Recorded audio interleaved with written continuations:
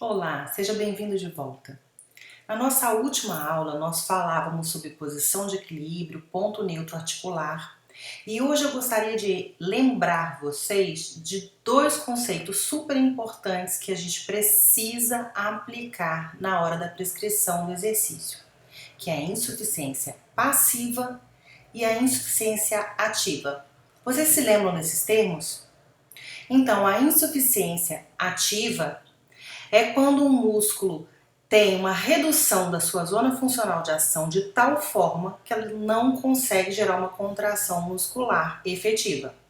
Já a insuficiência passiva é quando o músculo está no limite da sua capacidade elástica e não consegue mais ser alongado. Ele limita passivamente a amplitude de movimento articular, ok? Então, como eu disse antes, a definição de ponto de equilíbrio e ponto neutro articular, elas sozinhas não trazem uma informação suficiente para que a gente faça uma prescrição terapêutica. Então, o diagnóstico do fisioterapeuta,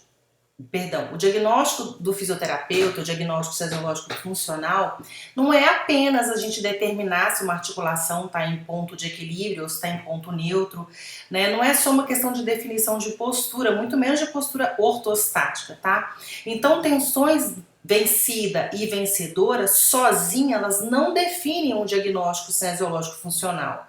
Até porque, como eu já expliquei anteriormente, o músculo pode estar em tensão vencedora e estar, na verdade, muito fraco. Então, o fato de ter uma aproximação de origem e inserção não garante que ele esteja em vantagem mecânica. Ele pode estar em vantagem mecânica relativamente ao seu oponente. Mas isso não significa que necessariamente ele é um músculo forte. Assim como um músculo que está em tensão vencida não é necessariamente um músculo alongado e fraco. Um músculo em tensão vencida, ele pode sim estar retraído, tá? Então, proporcionalmente é que é a grande diferença. Então, se eu tenho uma pelve em inclinação anterior excessiva, fugindo do padrão fisiológico, a musculatura antiversora, ela está em tensão vencedora, né? Então, proporcionalmente à musculatura retroversora, a tendência é que ela esteja uma aproximação de origem e inserção, ou seja, a tendência é que ela esteja mais retraída se houver retração, que também não é garantia, que acha. Mas é importante que vocês entendam que, havendo retração, automaticamente você vai ter uma redução da zona funcional de ação. E aí o músculo entra em insuficiência ativa, ok? Em contrapartida, o músculo que está em tensão vencida, ele pode também estar retraído e também pode ter insuficiência ativa e passiva, tá? Só que proporcionalmente, se isso estiver acontecendo, vai ser em menor magnitude do que a musculatura que está em tensão vencedora. O que a gente tem que entender é que as retrações, quando elas ocorrem, normalmente elas são consequência e não causa da postura, da posição de equilíbrio da articulação, ok? Então, é importante que a gente pense: eu sempre tenho que fazer uma avaliação postural ortostática no meu paciente para fazer um diagnóstico fisioterápico correto? Qual é a informação que eu preciso saber para começar a intervenção? Então, o paciente acabou de chegar, tá? Ele já me descreveu a clínica dele, eu conheço os sintomas. Minimamente, o que eu preciso saber para começar alguma intervenção?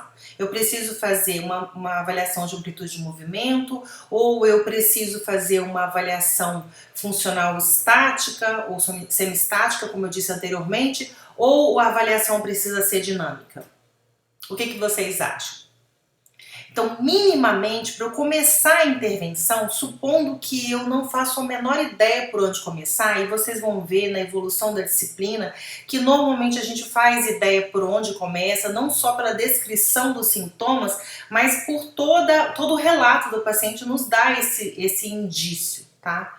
Mas imaginando que vocês não tenham muita experiência prática e que ainda não visualizaram de início, até porque no primeiro paciente a gente costuma ficar mais nervoso e aí não consegue enxergar direito aquilo que às vezes está bem, né, explícito, mas imaginando que a gente não tenha ideia por onde que vai começar, minimamente eu preciso conhecer as propriedades viscoelásticas desse tecido, ou seja, existe limitação da amplitude passiva?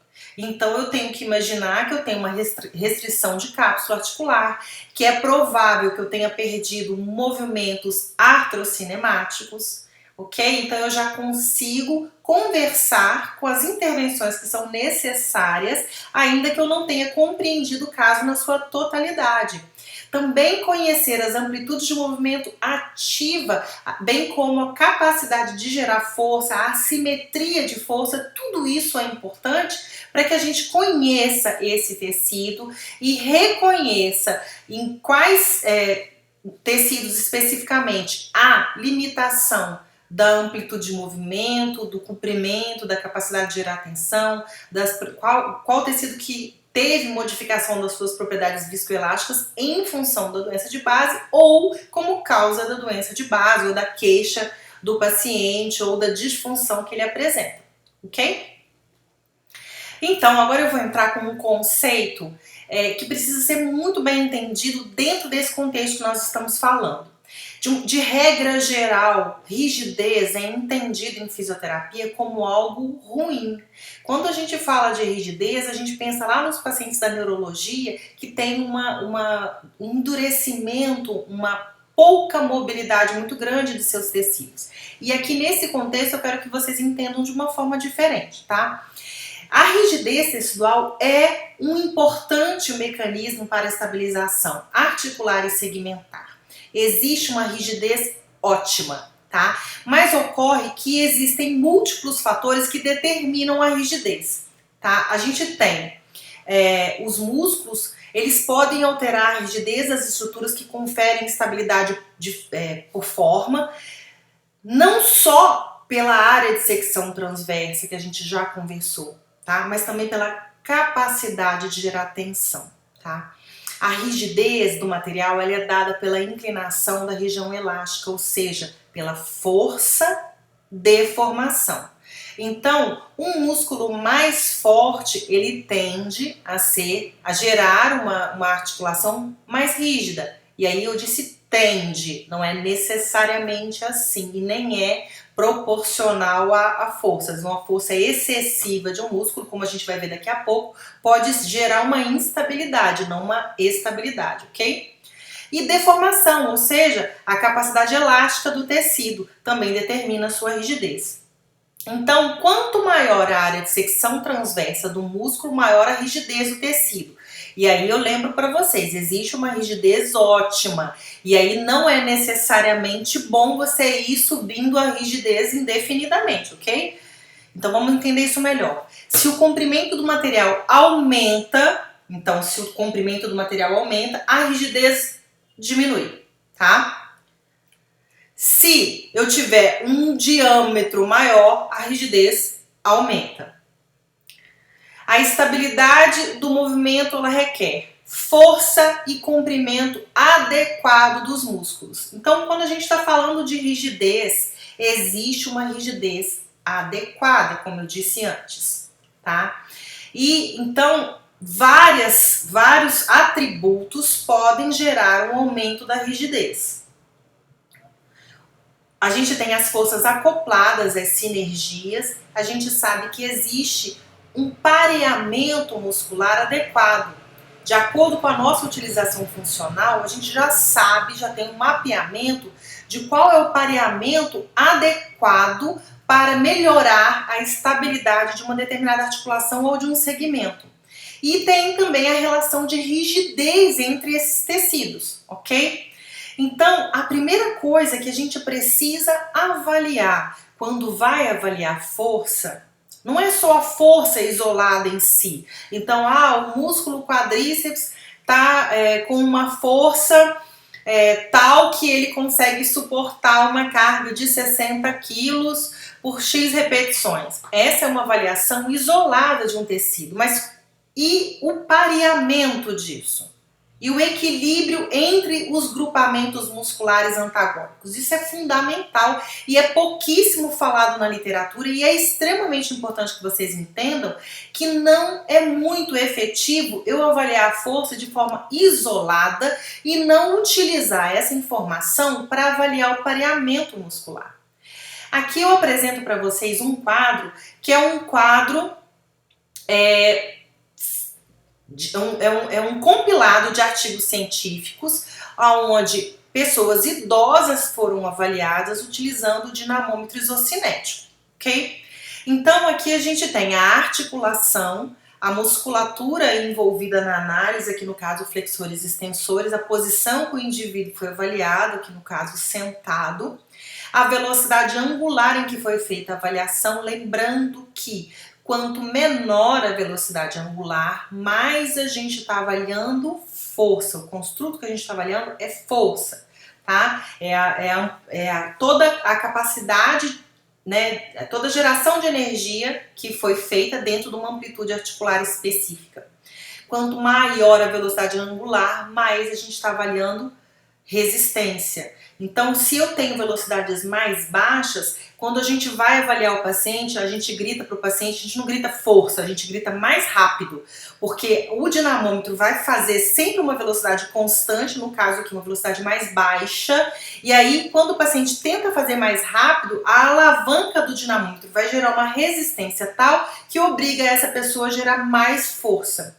Enquanto que em velocidades angulares maiores, a gente grita mais rápido e a alavanca vai gerar pouca resistência e o paciente vai conseguir executar o movimento bem rapidamente. E aí a gente tem mais avaliação de resistência, ok? Então aqui a gente tem todas as avaliações abaixo de 60 graus por segundo que implicam um construto mais voltado para força do que para resistência. Então a gente tem aqui, vou mostrar como que lê essa tabela. Os flexores da perna, eles têm de 50% a 70% da força dos extensores, tá, da perna, no caso de idosos. A gente sabe que essa relação ela muda conforme a população que está sendo avaliada. Então, não sei se vocês se lembram daquele caso do Ronaldo Fenômeno, que ele estava correndo durante uma partida de futebol e sozinho, quando ele apoiou um dos pés no chão, ele teve uma avulsão do tendão patelar, onde a patela dele, né, saiu completamente do sulco intercondilar com uma avulsão completa do tendão patelar. Ele já tinha um diagnóstico prévio de tendinose do tendão patelar desde a infância. Ele teve o diagnóstico da doença de Osgood-Schlatter, que é uma tendinopatia da êntese, na verdade, é uma entesopatia, que é um processo inflamatório da êntese, que é o local onde o tendão, no caso, se insere no osso. A gente pode ter êntese formado por inserção de fáscia no osso, de ligamento no osso. Nesse caso específico, essa êntese é da conexão do tendão com o osso. Então, forma um processo inflamatório neste ponto do osso, porque o periósteo é responsável pelo crescimento do osso em espessura. Na medida em que você tem uma tensão na inserção de um tendão, ou de qualquer tecido, você tem o periósteo reagindo a essa tensão que é exercida sobre ele, e isso pode gerar a formação de espículas ósseas e um processo inflamatório local que pode gerar uma fragilidade dessa êntese com probabilidade de ruptura, porque tem pontos de necrose, pontos de inflamação, e vocês sabem, vocês já leram aquele capítulo de tecido conjuntivo que eu enviei para vocês sabem que um tecido inflamado ele é menos resistente à tensão do que um tecido sem inflamação. Então, toda vez que a gente tem um processo inflamatório, sobretudo se está numa fase aguda, a gente tem que saber que a probabilidade de ruptura desse tecido é muito maior, porque justamente ele está desorganizado, desarranjado e menos capaz de responder às tensões que são exercidas sobre ele. Então, em idoso, a gente tem os isquiosurais com cerca de 50% da força do quadríceps. Já em atletas, a gente tem essa relação de proporcionalidade de 3:1, Ou seja, o quadríceps 3 vezes mais forte do que o isquiosural. No caso do Ronaldo Fenômeno, que era o caso que eu comecei a contar, ele tinha uma relação de proporcionalidade totalmente díspare, no sentido de que o quadríceps era muito mais forte do que o isquiosural, mais do que as 3 por 1, que era o esperado para atletas. E isso fez com que, numa situação de cadeia cinética fechada, onde houve a coativação simultânea desses 2 grupamentos musculares para estabilizar o joelho, o quadríceps sendo muito mais forte, ele acabou gerando uma avulsão da êntese, que já era um tecido fragilizado em função do processo inflamatório que sempre houve nele. Então, quando coativava, a tendência do quadríceps, por ser mais forte, é de tracionar essa tíbia anteriormente, né? Porque o isquiosural não tinha capacidade de estabilização suficiente para interpor a força excessiva desse quadríceps. Então, como eu falei para vocês, nem sempre mais é melhor. Existe uma relação ótima. Toda vez que essa relação ótima é burlada para menos ou para mais, a gente tem um problema de estabilidade nessa articulação. Então, a articulação pode ficar instável sempre quando um músculo é muito mais fraco do que o seu oponente, ou quando ele é muito mais forte do que o seu oponente, daquilo que é esperado para uma estabilização ótima daquela articulação ou daquele segmento, ok? Aqui no caso dos tornozelos em idosos, a gente tem que os dorsiflexores, com quadril e joelho fletidos, tem de 20 a 30% somente de força relativamente aos flexores plantares. Os flexores plantares são os músculos que mais entram com energia durante a marcha. Cerca de 60% de toda a energia que é gerada, que é utilizada para deambulação, vem dos flexores plantares. E o normal, o certo, o esperado, é que os dorsiflexores tenham somente de 20 a 30% da força, tá? E aí eu queria fazer uma parada aqui nesse momento para falar um pouquinho sobre entorse de tornozelo de repetição. Entorse de repetição me fala de um processo de reabilitação que foi mal conduzido e que não foi finalizado. Por quê? Porque existe um pareamento de força esperado. Tá? A alta do fisioterapeuta ela não pode ser associada apenas à ausência de sintomas. Então, se não for corrigido aquele pareamento ótimo que foi perdido durante o processo de sintomatologia do paciente, você vai ficar com um desarranjo nessa articulação e possivelmente em todo o segmento. Então, entorse de repetição só ocorre quando não há um restabelecimento dos mecanismos de estabilidade articular, e por isso é tão importante a gente saber avaliar quais mecanismos foram perdidos e como que a gente pode fazer a reorganização disso. Olha só, os eversores e os inversores, a proporcionalidade. Os eversores têm cerca de 60 a 80% da força dos inversores. Então, os inversores são naturalmente mais fortes, ok? E aí, o que acontece na entorse de tornozelo? Normalmente, as entorses são entorses em inversão, tá? Então, o que acontece com o pé? Ele normalmente ocorre a lesão em plantiflexão e inversão do pé, tá? E aí, como mecanismo de proteção por cinesiofobia, ou seja, por medo do movimento, o paciente vai manter esse pé em dorsiflexão e eversão. E aí o que acontece, gente? Se eu não utilizo o meu pé em plantiflexão e em inversão, eu vou ter naturalmente uma perda de força. E aí vocês vão ver que eu tô perdendo força justamente daqueles grupamentos musculares que deveriam ser mais fortes. E aí o que acontece quando eu tenho uma hipotrofia dos grupamentos que deveriam ser mais fortes e uma superutilização daqueles que deveriam ser os mais fracos? Eu vou ter um desarranjo articular, uma instabilidade nessa articulação e provavelmente no segmento, porque as lesões de tornozelo também afetam o joelho na medida em que é muito comum a ocorrência de lesão de fíbula, e a fíbula é um osso que atua tanto no tornozelo quanto no joelho. Então, nas entorses de plantiflexão e inversão, a gente comumente tem uma lesão de fíbula que é anterior no tornozelo e posterior no joelho. E isso às vezes gera um quadro de parestesia por pinçamento do nervo fibular, tá? Com essa posteriorização da cabeça da fíbula. E também gera um déficit de mobilidade do tornozelo, tá? Então isso precisa ser avaliado, porque a gente vai perder o finalzinho da amplitude de movimento e pode passar despercebido se você não estiver pensando em que aquilo normalmente ocorre. Essa lesão de fíbula também é uma lesão muito comum em atletas de ciclismo, então é importante estar atento. Se você pede para o seu paciente fazer ponta do pé, né, ou seja, plantioflexão, e o tornozelo já vira em inversão excessivamente, isso já é um indício de que há uma instabilidade nessa articulação. Lembrando que um pouquinho de inversão é esperado, porque é esperado que esse músculo seja mais forte. Só que aqui a gente tem um melindrezinho que é importante chamar a atenção. Uma coisa é eu ter um pouquinho de inversão, porque os inversores são mais fortes. Outra coisa é a articulação se deslocar excessivamente para a inversão, porque os inversores estão menos rígidos e mais fracos. Vocês entendem a diferença? Então, às vezes, a articulação desestabiliza para a inversão, porque o músculo perdeu tanta rigidez e força e capacidade de gerar força, que ele não impede o movimento, tá? Então, assim, a articulação fica instável naquele sentido, tá?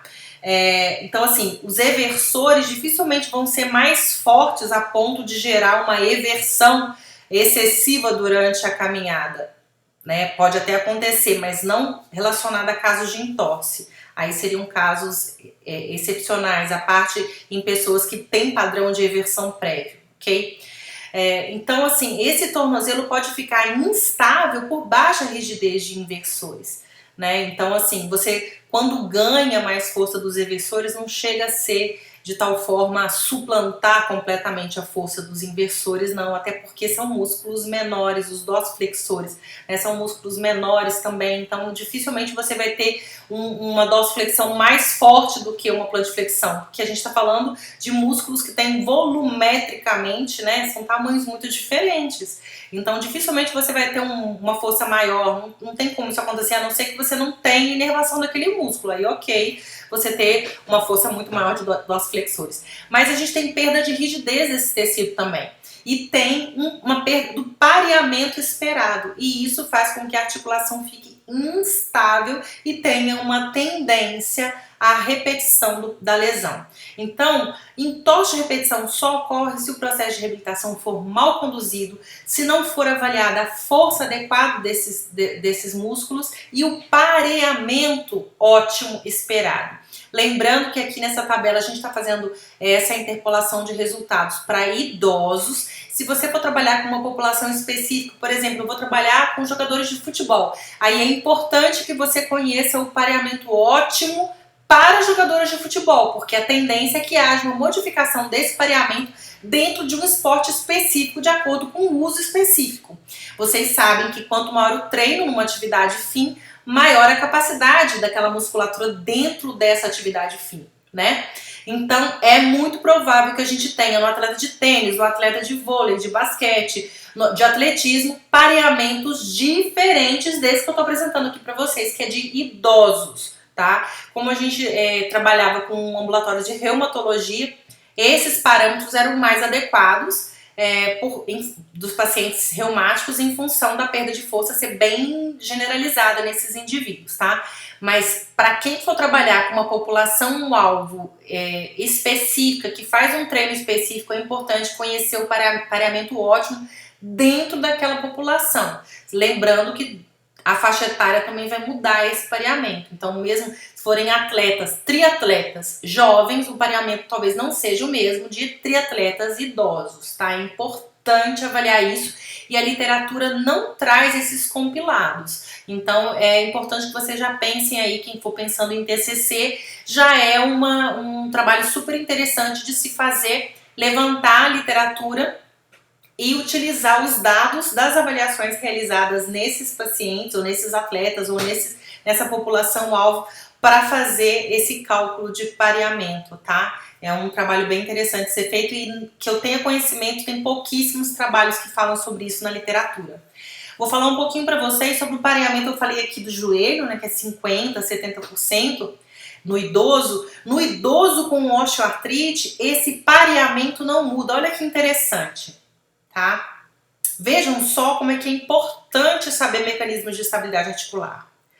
No idoso rígido, considerado saudável, sem doença instalada, a gente tem 2 vezes mais força de quadríceps em média do que isquiosural. No idoso com osteoartrite, esse pareamento não muda, também é 2:1. Só que a magnitude da força é muito menor no idoso com osteoartrite de joelho. E isso já é suficiente para gerar uma instabilidade, apesar do pareamento ser adequado. Então a gente tem uma área de secção transversa muito pequena, uma rigidez muito baixa e mesmo que esteja pareado, na hora que você tem a coativação, isso não é suficiente para estabilizar a articulação. Tá? A gente tem perda dos mecanismos passivos de congruência óssea, de cápsula articular, de ligamento, de menisco. Tá? E apesar de ter um pareamento ainda adequado, a magnitude da força é muito menor. É tipo assim, o paciente com osteoartrite, o paciente idoso normal, ele tem, suponhamos, 100 quilogramas força para quadríceps, por exemplo, e 50 para isquiosural. O paciente com osteoartrite de joelho, também idoso, ele tem 50 para quadríceps e 25 para isquiosural, às vezes menos. Eu cheguei a avaliar pacientes com 15, 20 quilogramas força para quadríceps e 7, 5 para isquiosural. Então, a gente está falando de uma perda de força muito significativa e isso vai gerar uma instabilidade articular e segmentar muito grave, apesar da gente ter uma manutenção do pareamento. Então vejam, é importante o pareamento, mas só o pareamento também não garante uma estabilização. Entendam isso. Tem vários fatores associados, a gente está falando de todos eles aí e é importante que todos sejam considerados nessa equação, tá? Ombros, a gente tem aí os rotadores externos com 60 a 80% da força dos rotadores internos, isso em idosos, tá, gente? Se for um atleta de vôlei, a gente vai ter um pareamento diferente, lembrando que no caso do vôlei, os rotadores externos eles têm que ser mais fortes na força excêntrica, enquanto os rotadores internos vão ser mais fortes na concêntrica. É importante levar isso em consideração também, tá? Não é um raciocínio simplório e linear, tá? Então, lembrando que alguns músculos podem sim exercer a mesma função, tá? Aquela coisa muito simplista que a gente tem em cinesiologia, ela é didática, mas ela não traz muita realidade pra gente, não. E também podemos ter situações que músculos fortes podem substituir a ação de músculos mais fracos, ok? Lembrando também que o movimento sempre ocorre no segmento que oferece a menor resistência, tá? Então isso significa que o papel do músculo ele é contexto dependente. Vamos dar um exemplo disso. O isquiosural, ele é flexor ou é extensor do joelho? Nessa situação, a gente tem o isquiosural atuando como flexor, mas aqui ele já atua como extensor, percebe? Então, é importante que na hora que a gente aplique a cinesiologia, a gente tem que aplicar contexto dependente. Então, a ativação de um mesmo músculo ele pode resultar em movimentos distintos, dependendo da posição inicial do membro, da presença ou não de contato e de forças externas, ok? Vamos lembrar também que a zona funcional de ação diminui com músculos encurtados, eu já falei isso, e aí, gente, tá escrito encurtado no meu slide, mas é retraído o termo correto, tá? Só para lembrar, a gente tem esse vício do encurtado e eu, às vezes, caio nele. Então, como a gente já conversou, a postura é o resultado do equilíbrio entre a rigidez de todos os tecidos em torno de uma articulação, ok? Então, a gente está falando de propriedades viscoelásticas e de capacidade de gerar tensão. O comprimento dos músculos e tecidos passivos que atravessam uma articulação geram, então, influência sobre a rigidez, ok? Então, se eu tenho uma situação onde a imobilização ocorreu ou que tem contração muscular em posição encurtada, de aproximação de origem e inserção, você tem uma diminuição de número de sarcômeros em série, você então tem a diminuição do comprimento do tecido, então você tem um aumento da rigidez.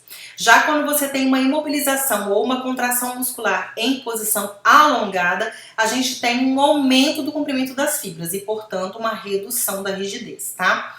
Lembrando que tá mais velho do que andar para frente, olha aí, ó, bem antigo mesmo a informação de que o treinamento muscular gera aumento de rigidez articular. E aí eu quero contar para vocês de um artigo que foi produzido por uma equipe da Austrália, tá? Eles fizeram um treino muscular com um protocolo de treino muscular que realmente gerou ganho de força. E aí eles avaliaram o grau de ativação do quadríceps em vários testes funcionais, de saltar, subir, descer e fazer Y-teste, enfim, eram vários testes funcionais. Eles avaliaram o grau de ativação desse tecido. E aí eles fizeram esse treino, que é um protocolo já testado e que comprovadamente gerava ganho de força, e comprovaram que no final do protocolo os voluntários todos tiveram aquisição de força muscular, e aí eles observaram uma redução do grau de ativação dessas fibras durante aqueles mesmos testes funcionais. E a conclusão desse artigo foi de, olha, fisioterapeuta, tome cuidado com os testes, com os fortalecimentos musculares, porque isso pode reduzir a capacidade do músculo. Gente, isso é um equívoco de aplicação de conceito, tá? Então, a ativação muscular maior, ela não é sinônimo de geração de energia, tá? E muito menos de capacidade muscular. Entendam isso, ok? Se eu tenho um treino muscular, a tendência é que a minha articulação e o meu segmento fique mais estável. Então, dentro de uma atividade funcional específica, a tendência é que eu precise ativar menos a musculatura para realizar o mesmo tipo de exercício. Isso não significa que houve uma redução da capacidade, muito pelo contrário, houve uma otimização, de tal forma que os mecanismos passivos eram suficientes para gerar uma estabilização tal que a necessidade de aumentar a rigidez ativando a musculatura era menor. Então eu consegui realizar a mesma atividade funcional sem gerar tanto gasto energético. Lembrem-se que o sistema é preferencialmente conservativo, ok? Então isso não significa redução da capacidade, muito pelo contrário, ok? Então, a rigidez muscular é o resultado das propriedades viscoelásticas do músculo e do estado de ativação das fibras musculares. Então, eu posso aumentar a rigidez ativando os meus músculos voluntariamente. Então, se eu tenho, por exemplo, um glúteo máximo pouco rígido, com uma área de secção transversa pequena, muito comprido, muito longo, e a minha pelve está muito inclinada anteriormente, se eu voluntariamente ativar o meu glúteo máximo, a redução da inclinação anterior da pelve vai ser imediata. Por quê? Porque eu vou aumentar a rigidez desse músculo ativamente, aumentando a ativação das fibras musculares. Ok? Então eu posso, aumentar a rigidez e a estabilidade, tanto aumentando a área de secção transversa e reduzindo o comprimento do tecido, quanto aumentando o grau de ativação muscular desse tecido. Então eu posso fazer isso de caso pensado, treinar isso no meu paciente e realizar isso, ok? Mas isso precisa ser treinado, porque a tendência, como eu disse antes, da gente escolher padrões de movimentos que sejam de menor gasto energético e do organismo ser muito conservativo em termos de energia, a tendência do paciente não escolher esse tipo de estratégia. Se você precisar que ele utilize esse tipo de estratégia, vai ter que ser muito bem treinado, porque a tendência é que quando ele estiver cansado ou distraído, ele não aumente essa ativação voluntariamente, então a rigidez vai ficar baixa e aí vai voltar ao padrão anômalo de movimento, ok? Então, falando sobre grau de ativação muscular, a ativação da fibra muscular, vocês acham que ela sempre vai gerar movimento? E aí que tá, como eu disse antes, não necessariamente eu posso ter um aumento da ativação para gerar movimento, eu posso ter um aumento da ativação para absorver energia e eu posso ter um aumento da ativação para dissipar energia. Vou dar um exemplo para vocês que é muito interessante. A gente sabe, tá? Já é bem antiga a informação de que o abdominal supra, então quando a gente faz decúbito dorsal, joelhos fletidos e pé apoiado, quando a gente vai fazer aquela posição do supra-abdominal, eu tenho um aumento muito grande da pressão dos discos intervertebrais da coluna lombar, ok? Então, dito isso, guarda essa informação aí no cantinho da cabeça. Teve um artigo que fez o padrão de ativação das fibras musculares de todos os músculos abdominais durante vários exercícios abdominais. E eles detectaram que durante esse exercício de abdominal superior, você tinha a ativação de todos os grupamentos musculares praticamente. E aí eles estavam indicando a realização desse abdominal supra, porque eles estavam falando assim, olha, nessa posição do supra, você ativa todos os grupamentos musculares, então talvez seja uma posição bacana para você treinar abdominal. Agora vamos juntar essa informação com aquela informação que eu dei anteriormente, aonde eu disse que nessa posição a gente tem uma pressão muito grande nos discos intervertebrais, inclusive intratecal também a gente tem um aumento da pressão muito grande. Então, interpretar esses dados, no meu entendimento, de uma maneira mais correta, seria entender que nesta posição, em função do aumento muito significativo da pressão entre os discos intervertebrais, da pressão intratecal, exige uma maior ativação dos outros grupamentos musculares para dissipar essa energia. Porque vejam, grau de ativação é uma coisa, relação de comprimento-tensão é outra coisa diferente. Então não é porque o músculo está ativando, é que ele está contraindo e gerando o movimento. Vocês entendem isso? Então o músculo pode estar ativando por um outro motivo. Pode ser que a alavanca esteja tão ruim, tão prejudicial, tão deletéria, que esteja necessitando ativação de grupamentos musculares que normalmente não deveriam estar ativando dentro daquela alavanca específica, porque eles estão ativando para absorver energia ou para dissipar energia, e não porque eles estejam gerando movimento. Um caso muito clássico em relação a isso diz respeito ao agachamento e o padrão de ativação do vasto médio oblíquo, tá? É muito antigo, assim, o artigo que mostra que com o desvio lateral dos pés, então com os pés desviados lateralmente, 10:2, tá? Você tem um aumento da ativação do vasto médio oblíquo quando comparado à posição neutra dos pés. Então, gente, o que acontece? Quando eu faço o desvio lateral do pé e agacho, a tendência é que o meu tornozelo faça uma valgoeversão, com uma depressão do arco plantar. A patela, ela é desviada lateralmente, com o joelho tendendo a entrar num padrão de valgo, ok?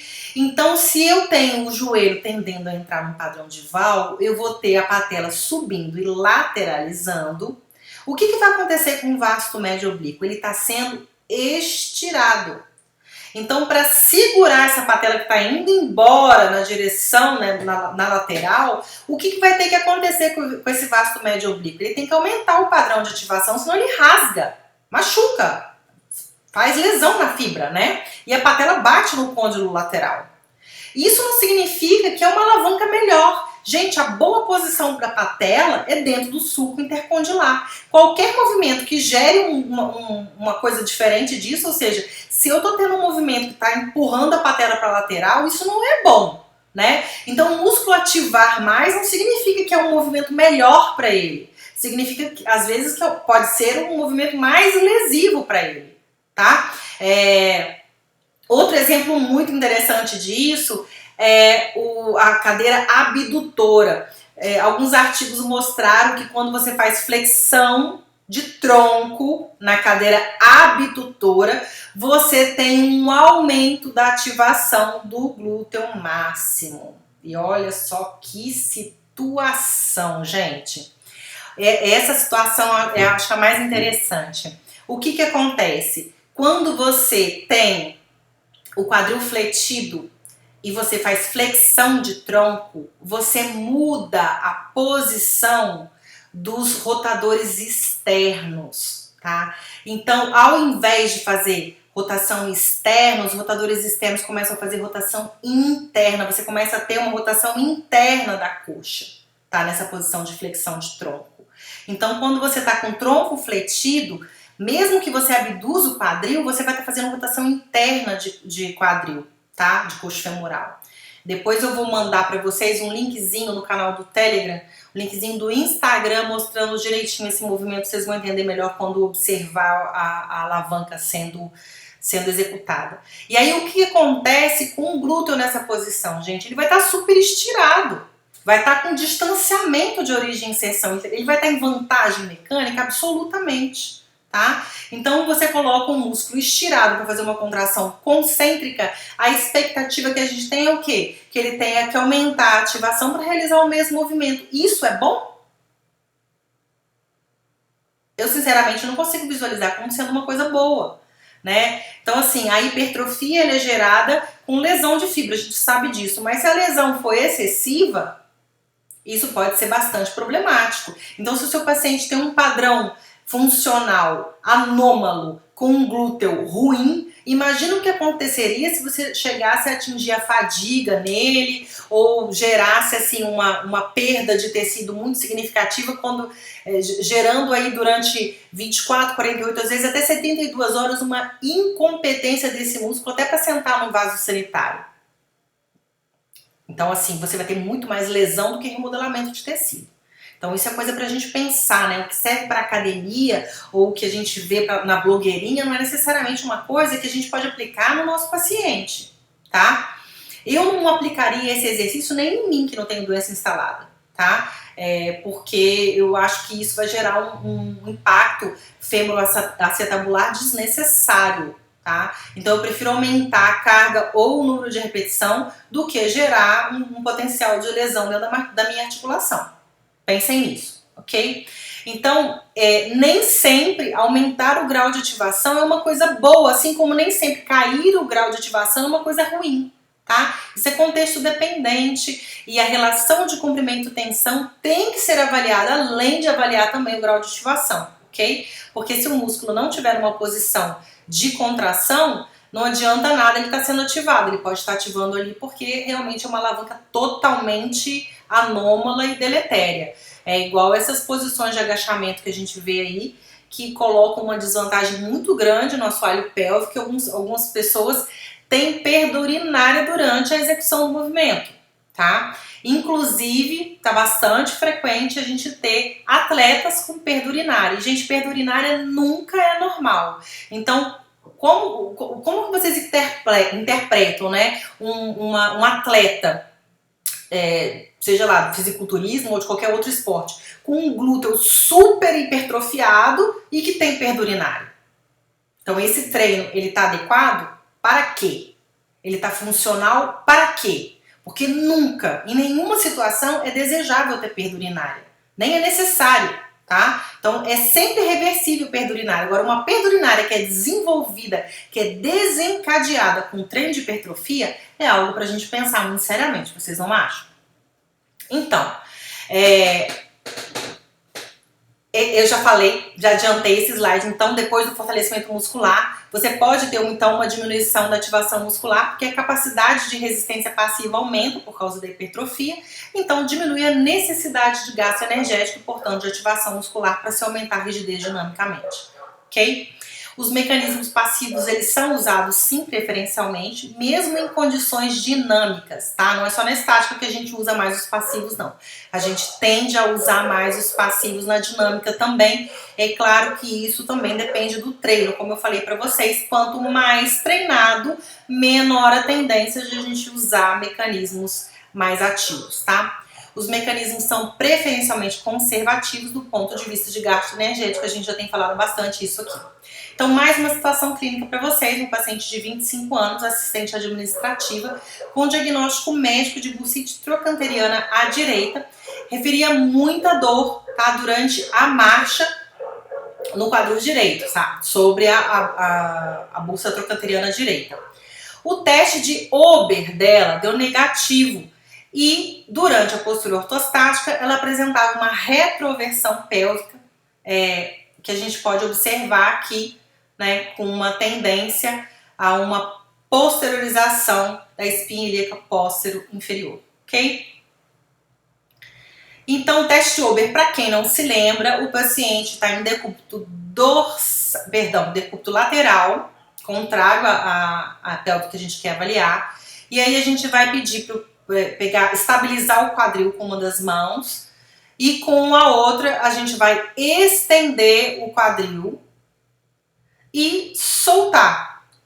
Se ficar nessa posição que está mostrando no vídeo, onde mantém-se uma elevação, uma abdução da perna, significa que o teste deu positivo, ou seja, há uma retração do trato iliotibial, tá? Vamos passar de novo para a gente ver. O teste normal, a perna tem que cair, tá? Mostrando que não há um aumento da rigidez do tensor da face lata e do trato iliotibial. Nesse caso aqui, a gente tem um paciente com Ober positivo, tá?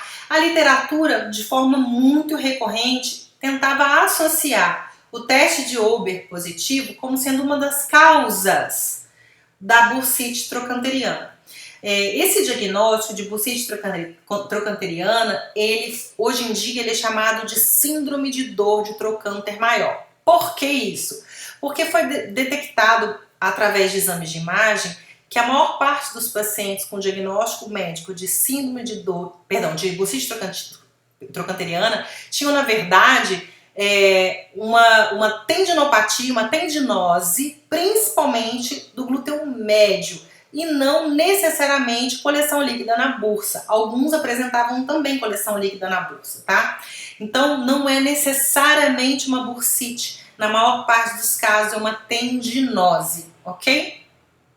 Então, a literatura fazia essas associações simplórias, tipo, é muito frequente a gente ter uma retração desses tecidos no paciente de bursite trochanteriana, então é provável que a retração desse tecido cause a bursite. E o que a gente viu nessa nossa paciente é que ela não tinha o teste de Ober positivo, ou seja, ela não tinha retração da face lata, do trato iliotibial, do tensor da face lata, tá?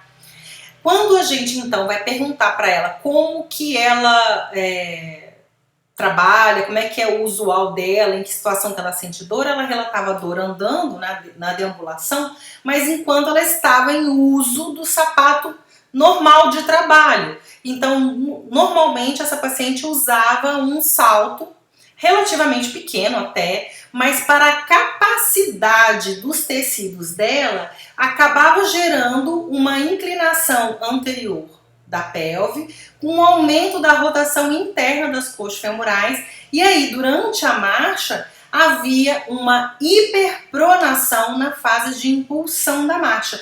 E isso faz com que o trochanter maior se anteriorize e ocorra então um traumatismo, um atrito entre o tensor da face lata e o trochanter maior, com um estiramento dos tendões rotadores externos e também do glúteo médio, tá? Então, no caso dessa paciente, a gente observou que a postura ortostática sem o calçado usual, ela não justificava o mecanismo de lesão. Ao passo que a avaliação ortostática e a avaliação de marcha, fazendo uso do calçado usual, mostravam pra gente claramente qual era o mecanismo causal. Então fiquem atentos. A gente costuma fazer avaliação postural descalço e o calçado muda completamente o ajustamento ascendente, tá? Tanto na estática ou na semi-estática quanto na dinâmica. Então fiquem atentos a isso. A gente tem que tomar um cuidado danado, até assim, eu recomendo sempre que a avaliação ela seja feita com passo interrompido, porque às vezes o paciente usa o desvio lateral do pé como uma estratégia compensatória, e se você corrige o pé, você não está observando aquilo que ele usa, mas aquilo que ele tem. Eu normalmente comparo aquilo que ele usa com aquilo que ele tem e vejo o porquê que ele está usando daquela forma, né? Porque que não está usando o que tem. Então eu sempre faço essa comparativa. E aí eu pergunto para vocês, como eu posso modificar essa posição de equilíbrio da pelve e da coxa femoral, reduzir o atrito desses tecidos, o tensionamento desses tecidos e melhorar a função e diminuir o sintoma, né? Então, usando os conhecimentos de mecanismos de estabilidade articular, como que você prescreveria para esse paciente? Pensa aí que a gente conversa sobre isso na nossa próxima aula, tá bom? Gente, por hoje é só e a gente vai se falando. Um beijo para vocês e até a próxima!